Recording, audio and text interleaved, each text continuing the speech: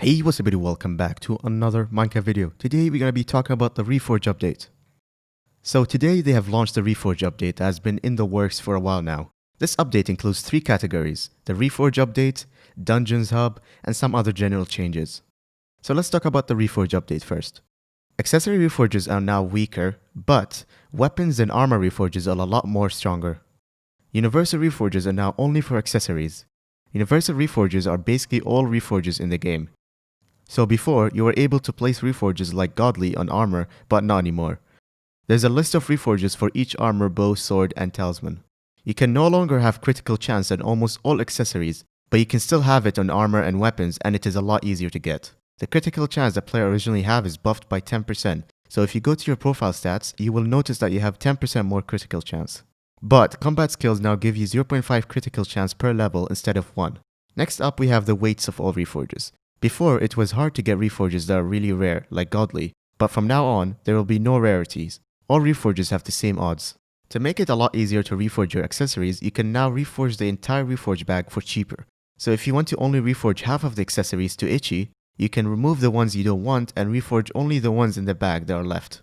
With the Reforge changes, they also added a Reforge anvil that can be unlocked in the Obsidian Collection 10.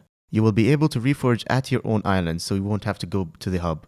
Another new thing would be the Reforge stones. Reforge stones are used to reforge an item or a whole accessory bag with a specific reforge.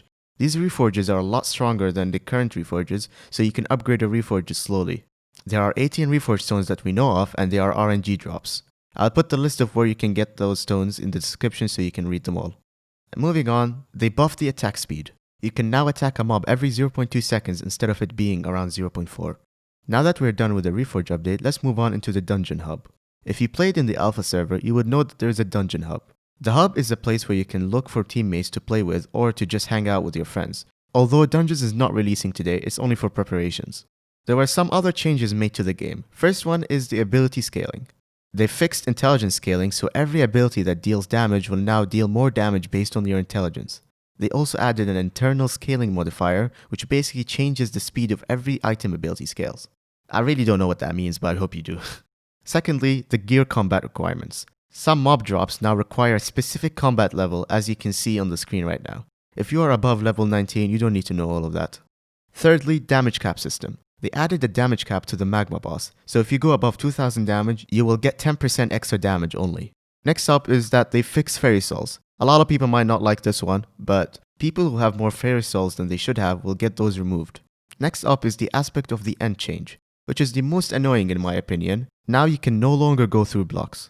So I hope you guys enjoyed this video. If you do want to see more update videos, I will be posting these every update and probably more stuff, not just an update video. So if you guys want to see more Skyblock videos, don't forget to hit that subscribe button and I'll see you guys in the next one. Bye.